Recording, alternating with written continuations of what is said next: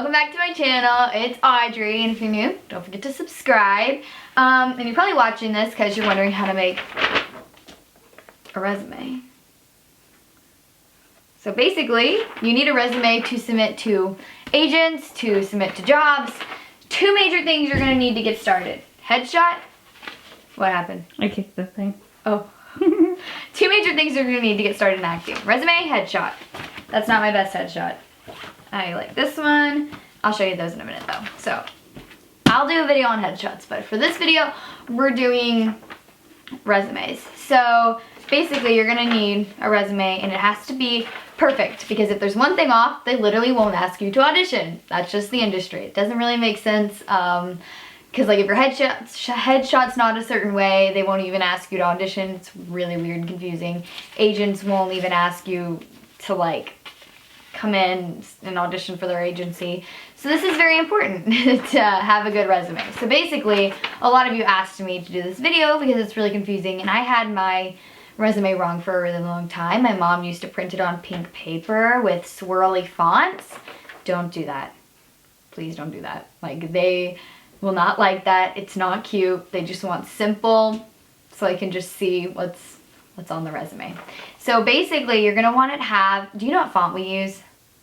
It's just the body font. Body font, just like Calibri. You or can do it like that. Google Docs, so that you can go in and edit it.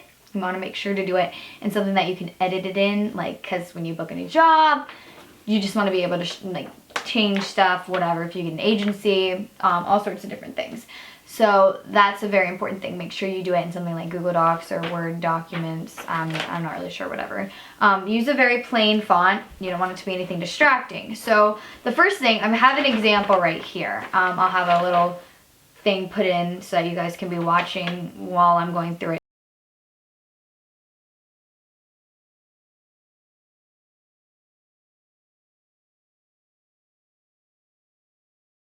So the first thing you need is your first name, your middle name, and your last name. At the very top, the font needs to be tiny so you can fit everything. And then you need to have your phone number and your email. So don't have your email be like fuzzybear2475@gmail.com. Have it be like, mine is the audreyhope@gmail.com. That's my like professional email that we go through for like business inquiries and stuff. You want to have a professional email address. And then put your phone number. So then that's one row. Then the next row. And make sure if you're a child, you do your parents. And if you're a kid, make sure you do your parents, because you don't want some creep contacting you. And then the next row, because it does happen. It's not like these people are perfect just because they're in the film industry. You hear about all those stories. So then the next thing on the row is you need to have your age. Don't lie about your age. Height. Do not lie about your height. If you want to be a runway model and you're not 5'7", don't put 5'7". Because they will literally, when you go into like a modeling agency or something, they'll have this thing on the door that says like 5'3", and as soon as you walk in the door, they measure you. Really big deal that you don't lie on these resumes, because that can blacklist you. They won't want to hire you. It's so unprofessional, and they're not going to believe you. Read Jenna Fisher's book. She talks about it. This guy lied and said that he was in like a Broadway show or something, and the agent that he was submitting for had been to see that show and was like, no you weren't. He ended up doing like a knockoff Broadway thing that wasn't even in New York, and he was claiming he was. Just don't do that. And then you need to have your weight, and then your hair length and color. So when you do your hair, I would have long and then auburn, because I'm not blonde and I'm not brunette. And then eyes, I would just have blue. And then next, if you're homeschooled, put homeschooled. If you're not, don't put anything, because you don't want to draw attention that you can't be going around during school hours or whatever. Or you can put flexible schedule. Even if you're not homeschooled, you can still put that if you and your family have agreed to be where you need to be when you need to be there. And then next you're going to have film. So film. And then the thing that happens, so say you were in the Hunger Games, right?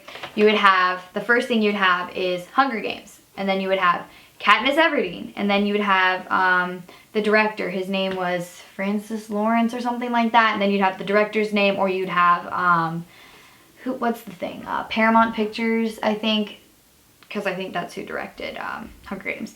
And then television would be next. So I'd have Catch-22.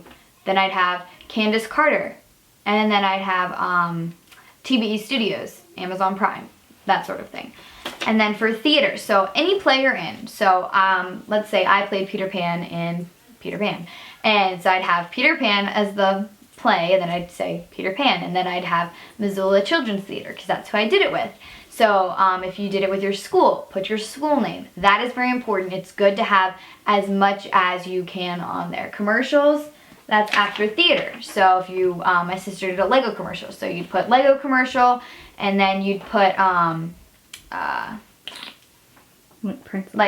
principal role or something, because she was the lead, and then you'd put Cartoon Network as the company that put it on. And also when you do your name, or in like your character name, you'd put lead, supporting, one line, whatever your character is. Don't lie about that either.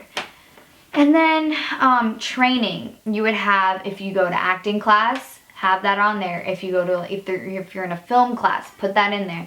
Anything that, any workshop you've been to that's about acting, put that on there. It's really important. Skills. Skills can be awards you've won in school. Skills can be, I can ride a bike. I can ride a horse. I can speak in a British accent. I can swim. I mean, pretty much anything that you can do, put on there. I don't know, what else do we put on there, Mom? Sports, like if you play any sports, put those on there. If you do karate, singing, tons of different things, dancing, anything that you do that you're good at, you know, you want to have that on there. So that's the main thing. Mine looks like this. I'll try to have a little thing put in there. Also, you need to save your resume as a PDF, because it'll have that in Google Docs where you can choose to save as a PDF, because if you don't, then the format will be messed up when you send it to an agent. So basically you're saving it as a picture, so that no matter where you attach it, it won't like jump around or whatever. But also save it as but also save it as a word, so that you can change it. it, and then save it as a PDF after that. So two different ways. And then you want it to be last name, first name, resume. Oh, and then when you save it, save the file name as your first name, no, your last name, first name, resume. Okay. So that's what they read when you see the attachment. So that's when they read. So like when you save it, you need to do last name, first name, and then resume. It's important, I guess. And then there's different ways you can do it. This is my sister's.